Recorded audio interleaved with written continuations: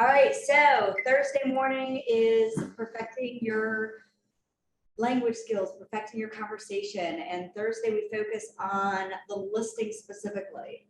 So we do this every Tuesday and Thursday, 9 to 9:30.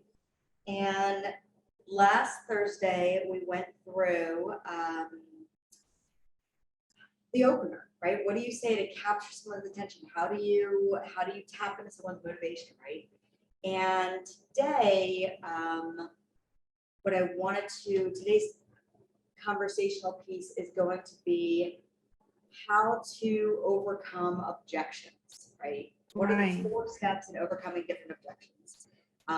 Which, by the way, these 4 steps, even though we focus on listings, these 4 steps can be interchangeable for buyers and sellers. So, Azila, since you joined us this morning, is there anything specific that you also want any help with?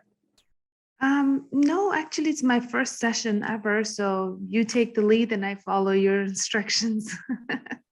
Sounds great. Well, get out a pen and paper. And for those watching this recording later, get out a pen and paper. And I am going to actually share my screen. Okay. Okay, so first I want to do this. First, let's define what an objection is, right? So when we hear, there's 2 different things on the phone, right? We hear 2 different things. I'm going to go through both actually. One is called a stall. One is called an objection. So here's the difference between the 2. A stall is when a person has kind of a wall up. They don't know you, you don't know them, strangers, I don't want to talk to you. And they say something to try to get us off the phone. Right. And some of the stalls we'll hear people say are, oh my God, I can't talk right now. Or, oh yeah, I'm just browsing online, just seeing what's out there. Or, no, I'm not really interested. By the way, that's a stall. We'll talk about that. Right. Or, oh, can you just email me some information? It's the exact same thing as when we walk into a clothing store. That's true. So an employee walks up to a clothing store and they're like, hey, how can I help you? What do you say? Oh, nothing, just browsing. We have, as we have grown up, we have developed automated stalls. We don't even think about it. They just come natural, right? Right. So everybody has them. And over 80% of them are fake. Sure. Over 80% are fake. So that person who says, oh, I can't talk right now, over 80% of those people can actually talk. So we are going to talk about stalls in just a minute. Now, objections are different. An objection is someone you're talking with, that you're having a conversation with, but they throw out a lack of knowledge. They throw out something that's holding them back from moving forward.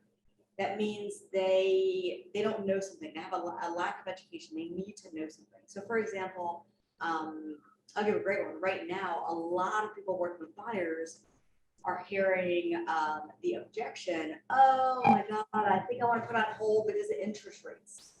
Right.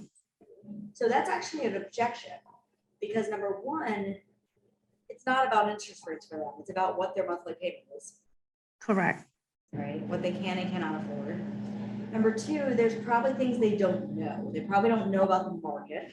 They probably don't know what's to come. Neither do we have predictions, right? They probably don't even know what type of house they can afford yet. So an objection is, there's 4 specific ways to move forward with an objection to get somebody to actually take the next step. Now, the next step doesn't mean let's go, yeah, come out, I'm looking to put my house on the market right now. The next step simply means let's set an appointment, or let me, you know what, let me actually talk to the city. Think about it. Or let me give it a little more thought, call me in a few days, right? Sure. Buyer, it's the next step would be let me talk to a lender. Right. So let me go through, first I'm going to actually go through stalls because I do want to define the difference, but there's a similarity in how we go through the 2 of them. Right. Okay. So I'm gonna go through a stall first. Just open this up a bit. Mhm. Very first step of a stall is welcome it in. Welcome it. By the way, that is also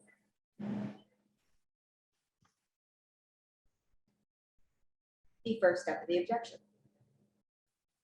Right. The first step is welcome it. So let's say, Celia, you say to me, yeah, you know what, I'm just browsing. Right. Thank you so much for sharing that with me. Or, oh, I'm so glad you brought that up. We're not agreeing with them. We're simply welcoming what they said.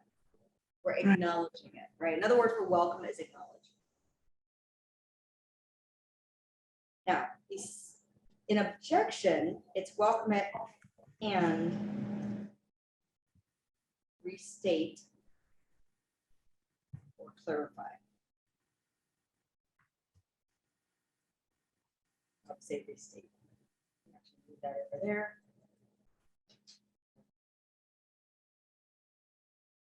All right. Now, for stall, number 2 is asking a specific question about what they just said. So for example, if you say, oh yeah, I'm just, you know, I really can't talk right now. Okay, well, I appreciate you sharing that with me. What is a better time today to give you a call? Right. You say, oh, I'm just browsing. Oh my God, thanks for letting me know that. Browsing's a lot of fun. I do that all the time. So let me ask you, when you are ready to make a move, what are you looking for? Right. So we're taking whatever they said and we're asking a question around it. Mm-hmm. So again, if it's can't talk, our question is, what's a better time today? If they say just browsing. Number one, recognize that. Oh, that's, I mean, everybody loves to browse, right? That's fun. Right. That's great.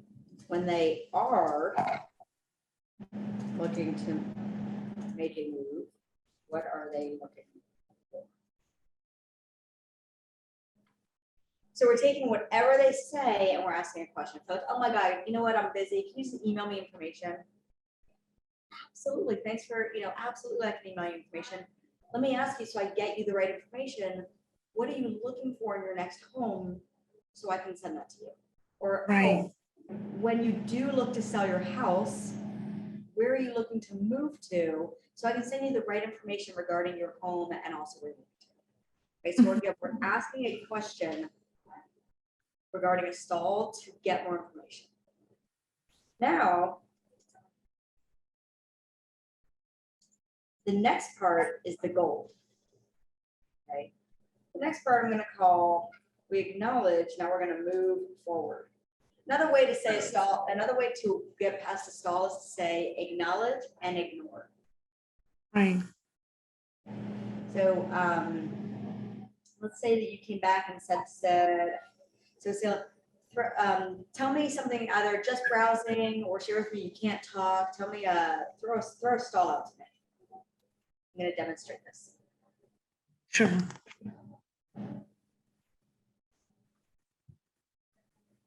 So share with me, tell me one of those stalls. Either I'm just browsing, or I can't talk, or something to that nature.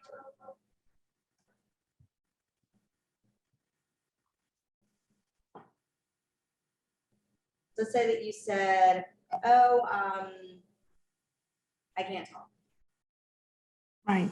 First of all, thank you so much for sharing it with me. What's a better time today to give you a call? Oh, 5 o'clock. Great, 5 o'clock. So when I call you at 5, I want to have some information available. When you know, can you tell me just really quickly a few things you're looking for in your new home? Right. Now, let's say you say, oh, you know, we want something bigger. Right, well, tell me, you know, when you say something bigger, what does that look like? Notice I'm ignoring the fact that you said you can't talk. I'm now getting you talking. We're now going to be in like a 10, 12-minute conversation. And I'm going to move you to the next step. Right. Now, objection's a little bit different. An objection is, I'm going to take this. So an objection, we're going to welcome it in and rephrase it. So Right. if it is a seller, okay, a listing, and we can use this in interchangeable seller or buyer, and that person says, yeah, you know, we are thinking about selling, but we're just not seeing what we want on the market right now. You know, we think we want to wait. Mm-hmm. So again, their objection is the lack of knowledge they have is they don't know what agents do and how we can prospect for homes that may not be on the market yet for them. Right. So I'm going to welcome it in. So it's, thank you so much for sharing that with me. So what I'm hearing you say, I'm restating, what I'm hearing you say is you really do want to sell your house. You're just not sure, or you just haven't seen what you're looking for yet on the market. Is that correct? Mm-hmm. Restating their words, right? It shows we're listening. Now, I'm going to make this a little, now the second part of an objection is we need to dig. Now the digging part is one of two different ways. We're either going to dig into motivation if we don't know it yet, or we're going to dig to understand their objection more. Right. Here's the thing with objections. We cannot help somebody overcome it unless we know their motivation. Motivation is not, I want 3 bedrooms, 2 bathrooms, a backyard, and the school district. That's criteria, that's logistics. Motivation is something emotional, some reasoning behind it, right? Motivation is, oh my God, yeah, we want 3 bedrooms because we are 4 people crammed into 2 bedrooms right now. My kids are getting too big and they're driving me crazy. And we want a better school district because the school district we're in is just not good at all. We want our kids to have a better education. That's emotional. Right. And, you know, we really want a yard because we have 2 dogs and we're tired of, you know, constantly having to drive to the dog park. We want to be able to just let them outside. Right. So there's motivation is the emotion, the heartstrings, the pain points, the reasoning people are making a move in the first place. Okay, so we're digging into that. So we're either digging into motivation if we don't have it yet, or we're digging into more about the objection. Right? So this objection was, or this objection example was, we want to sell, but we're not seeing what we want out there.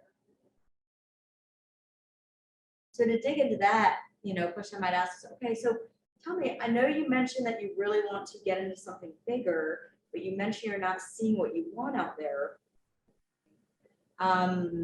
You know, tell me a little bit more about that. When you say you're not seeing more that you want out there, where are you looking? Right. Like what type of search are you doing? Tell me a little bit more about what you're looking for. We are gathering info.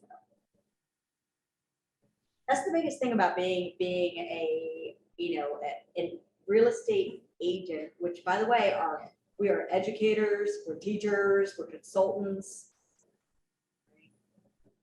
We have some sales aspects to it. We need sales language to move people forward, but really we're just educating people and consulting them. Right? And to educate and consult, we need to ask questions. Right. So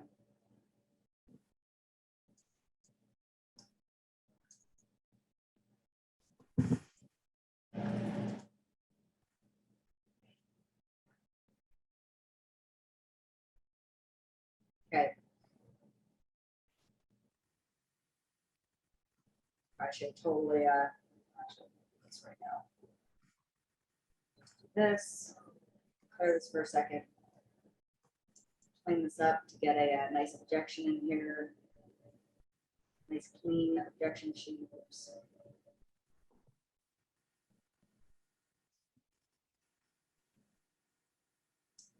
Not working, okay. So again, the objection, one, welcome and rephrase. Mhm. Basically repeating it. Two, dig, and we're gonna dig into both motivation and understanding their objection more through questions. Three is the gold. Okay. Three is summarize. Now the summarization is two parts. Summarization is talking about their motivation, clarifying the objection again. So what I'm hearing you say is repeat their words back. And the only thing holding you back, wow, I can't type this morning, is their objection. So in this example would be, so say, look, what I'm hearing you say is you really are excited to get into this new house with a yard. So your dogs have a place to like run around and play, and you don't have to keep driving them to the dog park. But more importantly, getting into a better school district for your kids, because you're not happy with where they are for next year's school district and for next year's school year. And also having that extra bedroom, because it sounds like you're feeling a little cramped and they're just driving you crazy in those two bedrooms. You need that third one. Right. Is that correct? They're going to say yes, because you just repeated their words. Okay. And the only thing holding you back is the fact that you just haven't seen what you're looking for on the market yet. You haven't seen the house out there that you really want out there or on the market yet. Is that correct? I'm going to say yes. Right. Summarization is the key to overcoming an objection. If we don't summarize, we cannot do the next step. This is the final step. This is the close. This is called a conditional close. There's a bunch of closes. We call them tie-down statements or closing statements. There's a whole sheet of different types of closes. Right? Mhm. One of the closes that is the strongest types of close is called a conditional. A conditional close starts with if I can show you a way. So let me ask you, if I could show you a way to take advantage of this market we're in right now, with still being a seller's market where potential multiple offers are coming in. Again, I don't guarantee, we'd have to sit down and talk about that. More importantly though, to get you into the home that you are really wanting to get into, an extra bedroom and that yard, and show you how I can find homes on the market that aren't out there yet, that you're not even seeing, right? So that home that you're looking for might be sitting there, might be on, and might even come on the market tomorrow. Would you want to hear more about that? Right.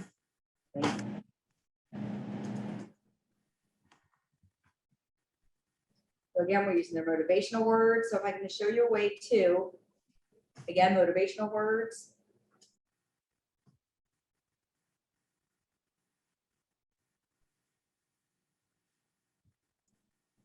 We end it with, would you want to hear more about that?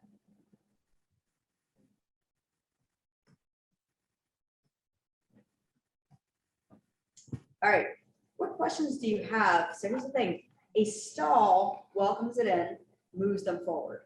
We're just trying to get a person, a stall, we're just trying to get a person talking. Mhm. Right? We're trying to get past their wall. It's like, again, when you walk into that, if you walked into a clothing store today and the employee walks up and, you know, you specifically went in there for jeans and they're like, oh my God, I love your, instead of saying, hey, how can I help you? Let's say the employee walks up and says, oh my God, I love your outfit. Looks like you got those jeans here. Is that right? You're like, yeah, I get the jeans here. Like, oh my God, are you here looking for a new pair of jeans today or something different to go with them? If a employee at a clothing store took that approach, we'd probably be more open to talking to them. That's true. So we have to take a different approach for stalls to get a person talking. Right. For an objection, for those watching this recording right now or later today, objection is a lack of knowledge. Something we have to educate them on. All right. What are your thoughts on this? What are your, what questions do you have regarding these 4 steps? I think it's just practice is needed to just get more natural. And then you said the often, keyword. yes. Yeah, Yeah. practice. I'll tell you this, the greatest way to practice objections is find, and you can jump into our, whether it's our Facebook group, whether it's other agents you know, you can practice with significant others, friends. It does not have to be someone in real estate. And practicing this, really practicing objections takes honestly 5-10 minutes a day. That's it. That's all we need. But if we sit down every day and we're like, okay, I'm gonna practice this, 5 times today. And let's say we turn to a friend of ours or significant other and we're like, hey, throw out like an objection. Like if you were buying a house, like, tell me that, you're wanting to wait for, interest rates. Right. So now you're role playing, right? So we call practice role playing. The person, when I first got into real estate, most of my practicing was with my husband, who is not in real estate or sales at all. Yeah. But I forced him to practice. My daughter a little bit until she got annoyed with it. And then honestly, my best friend, who's also not in real estate, but we would hang out. I'm like, okay, I really need to perfect this. So I just need to practice this really quick. Can you just pretend to like throw something out there like you're a buyer or seller? Right. And she's like, sure, right? Because she's our friend. So she's of course wanting to help.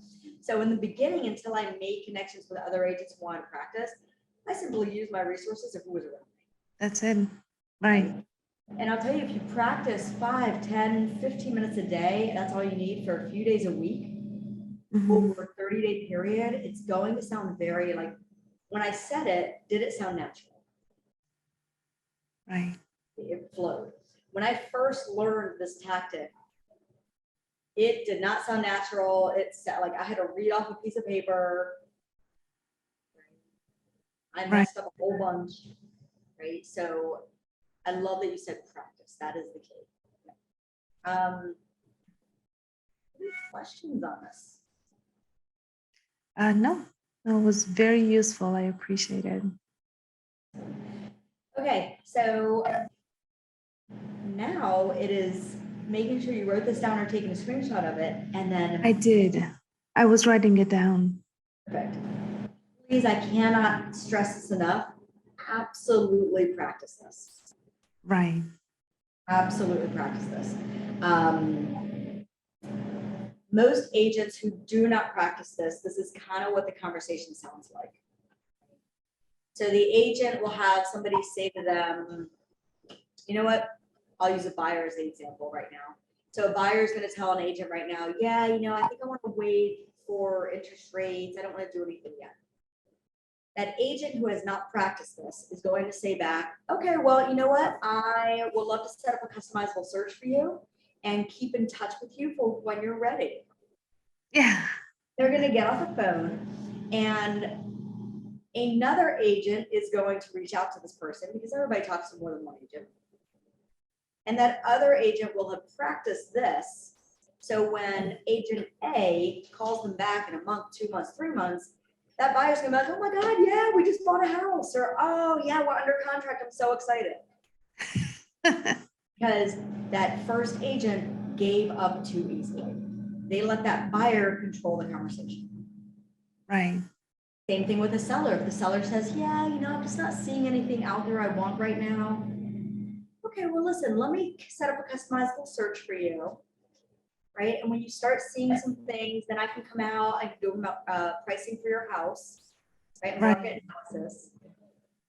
Well, if I'm agent B and I call that seller tomorrow, I'm setting the appointment and I'm going out tomorrow night and I'm getting a listing. Right. So when agent A calls them back to be like, hey, have you seen anything on the search I've been sending you? That seller is going to say, oh my God, we just signed with an agent. Our home is on the market. We're so excited. Yeah. because agent B practiced this and was able to help people move forward. Doesn't mean they're Right. all going to move forward. It means you're building a stronger relationship to help them move to some other step. Right. You're Right. setting yourself apart from all of the other agents out there who just say, okay, I'll follow up with you. Bye. Yes, So don't be agent A, be agent B. totally. Awesome. All right. I really appreciate you Totally. tuning in today. Again, we do this every Thank Tuesday you. and Thursday. And the more you tune in, the faster and the more production you will have. Absolutely. Thank you so much for your time. No problem. Have a great day. You do the same. Bye-bye. Bye.